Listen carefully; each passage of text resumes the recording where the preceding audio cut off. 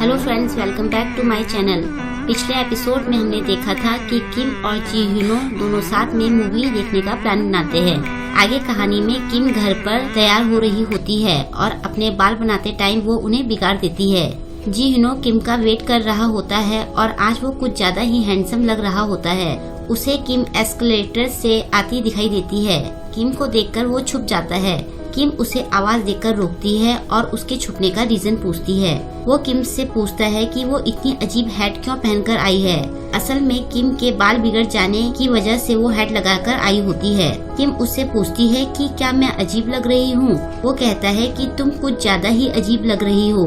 अगर मैं तुम्हें देखने के बाद अपनी आंखें बंद करूं तो भी मुझे बस तुम्हारी हैट दिख रही है। किम कहती है कि मेरे पास केवल यही एक हैट है। ये सुनने के बाद वो उसे कुछ नहीं कह पाता। अब किम कहती है कि मैं टिकट खरीद कर आती हूँ। वो उसे मना करता है। किम कहती है कि अगर हमने अभी टिकट नहीं खरीदी तो हमें अच्छी सीट नहीं मिलेगी। जी ह्यूनो किम को अपना फोन दिखाते हुए कहता है कि मैंने पहले ही टिकट खरीद ली है। किम खुश होते हुए कहती है कि तुमने तो मुझे टिकट खरीदने के लिए कहा था। तो वो कहता है कि मैं मिडिल सीट में बैठना चाहता था और मुझे लगा कि कहीं सारी सीट बुक ना हो जाए। फिर वो किम से पॉपकॉर्न खरीदने के लिए कहता है। किम खुशी खुशी पॉपकॉर्न खरीदने चली जाती है।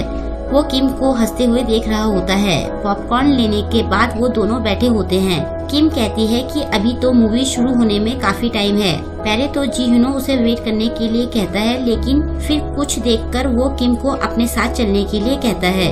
जी ह्यूनो किम को अपने साथ वीडियो गेम खेलने के लिए ले जाता है। वो बाइक वाला गेम खेल रहा होता है और उसकी स्टाइल को देखकर लगता है जैसे कि वो जीत रहा है। गेम खत्म होने के बाद किम उसे कहती है कि वाओ, तुम तो लास्ट आए हो।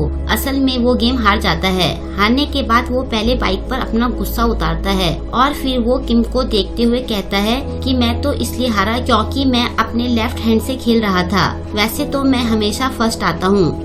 आज मैंने सही बाइक भी चूज नहीं की क्योंकि मैंने अपने लेफ्ट हैंड से चूज किया। चलो कोई और गेम खेलते हैं।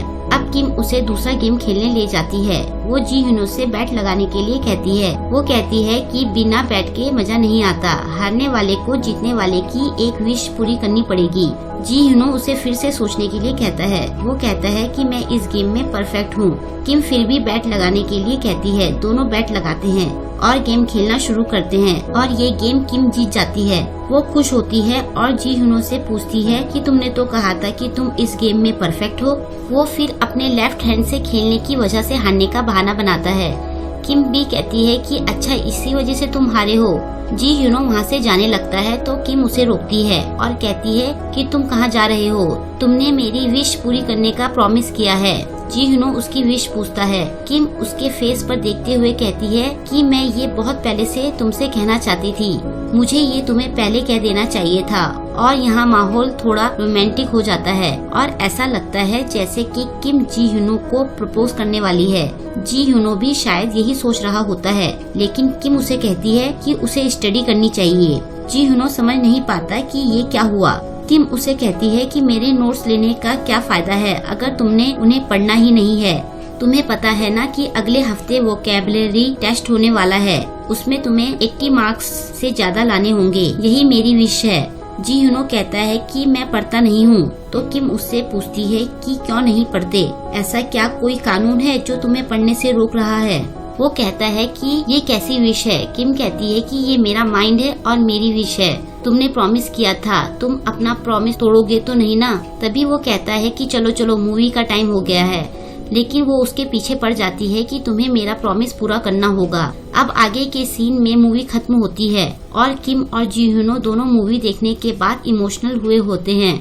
जी ह्यूनो तो रो रहा होता है। वो किम से पूछता है कि क्या तुम रोई। वो मना करती है। वो कहता है कि तुम्हें तो झूठ बोलना भी नहीं आता। रो रो कर तुम्हारी आंखें सूज गई है। किम जी ह्यूनो की आंखों को अपने हाथ से ढक देती है। वो उसका हाथ नीचे करके पूछता है कि क्या तुम पक्का मुझसे वो विश मांगना चाहती हो। तुम्हें कुछ और नहीं मांगना है। शायद जी ह्यूनो चाह रहा था कि किम उसे कहे कि वो उसे पसंद करती है। किम उसे कहती है कि मेरी यही विश पूरी करो और फिर वो अपने मन में सोच रही होती है कि शायद मेरे पास एक और विश है। घर वापस आने के बाद जी ह्यूनो स्टडी में लग जाता है। वो जी सॉन्ग की हेल्प लेता है, लेकिन थोड़ी देर बाद ही वो फ्रस्ट्रेटेड होकर पढ़ाई छोड़ देता है। तो जी सॉन्ग उसकी इंस्पिरेशन बढ़ाने के लिए अपने मुंह से फोन आने की आवाज निकालकर ऐसे ही फोन उठाकर कहता है कि क्या कहा, किम बहुत डिसअपॉइंटेड है, ओ माय गॉड। जी ह्यूनो उस पर गुस्सा करते हुए फिर स्टडी में लग जाता है और फोकस्ड होकर स्टडी करने लगता है। नेक्स्ट डे एग्जाम के बाद जी ह्यूनो अपना रिजल्ट देखने के लिए एक्साइटेड होता है। वो अपना रिजल्ट देखकर बहुत खुश होता है। तभी जी सॉन्ग भी आकर उसका रिजल्ट देखता है। उसे भी बिलीव नहीं होता। वो क्लास में सबको बताता है कि जी ह्यूनो के 100 में से 100 मार्क्स आए हैं। पूरी क्लास उसके लिए तालियां बजाती है। किम भी जी ह्यूनो से पूछती है कि क्या सच में उसको 100 मार्क्स मिले हैं। वो उसे अपना रिजल्ट दिखाता है। किम उसे कहती है कि देखा, मैंने तुम्हें कहा था कि अगर तुम अपना मन लगाओ तो कुछ भी मुश्किल नहीं है। वो उसे शाबाशी देती है। जी ह्यूनो कहता है कि मैंने अपना प्रॉमिस पूरा कर दिया है। जी ह्यूनो को याद आता है कि किम ने उसे पहले हाईफाई किया था। इस बार वो खुद किम से उसे हाईफाई देने के लिए कहता है। किम उसे हाईफाई देते हुए कॉन्ग्रेचुलेट करती है।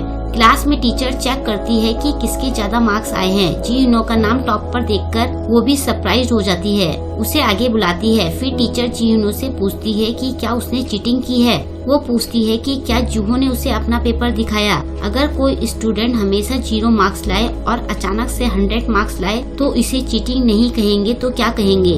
जी ह्यूनो कहता है कि मैंने इस टेस्ट के लिए बहुत स्टडी की थी, लेकिन टीचर फिर भी नहीं मानती। वो कहती है कि अगर तुम अपनी गलती मान लो तो मैं तुम्हें पनिश नहीं करूँगी। जी ह्यूनो को अब गुस्सा आ जाता है। वो टीचर से कहता है कि आप बड़े लोगों की क्या प्रॉब्लम है, आप हमें चेंज होने के लिए क्यों कहते हो जब आप सोचते हो कि हम चेंज ही नहीं हो सकते। ये दिखावा मत किया करो। और ऐसा बोलकर वो क्लास से चला जाता है। जूहो जी ह्यूनो को वापस क्लास में ले जाने के लिए उसके पीछे जाता है।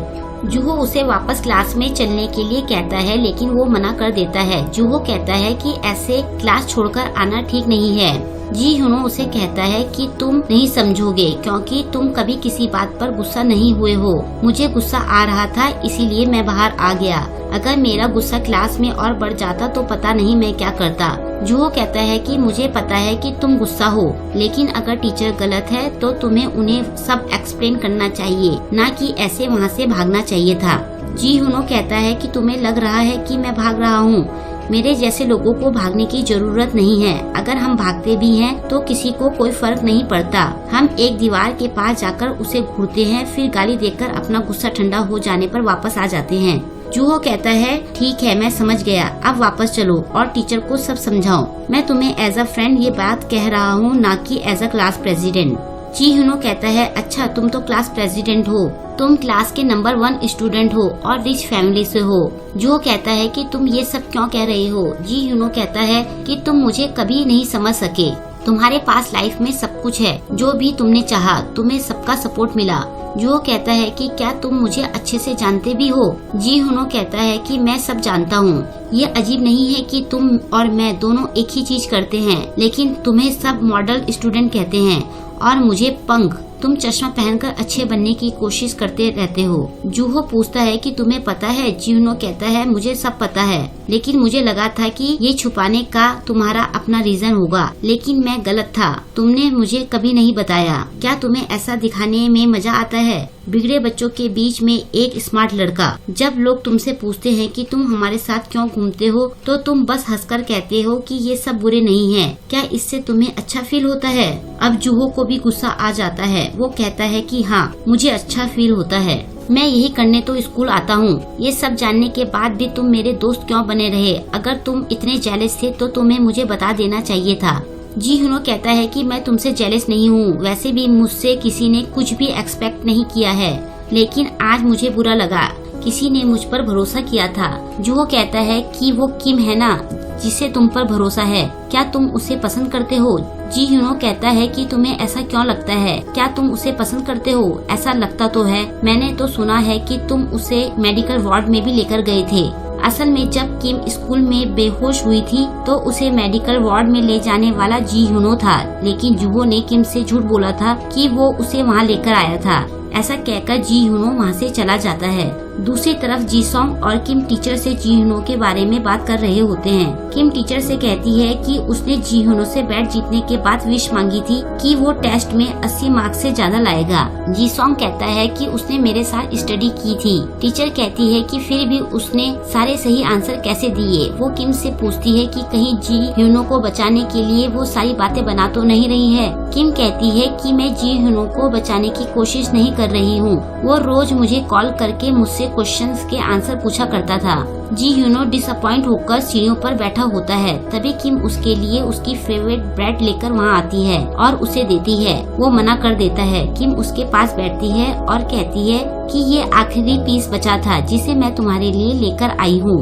वो ब्रेड ले लेता है। फिर वो किम से कहता है कि क्या तुम्हें याद है जिस दिन हम फुटबॉल खेलकर लेट क्लास में आए थे, लेकिन टीचर ने सिर्फ जूहो को कुछ नहीं कहा था, जबकि वो सबसे लेट आया था, बल्कि टीचर ने तो हमसे ये कहा था कि हमारा बुरा असर जूहो पर पड़ जाएगा।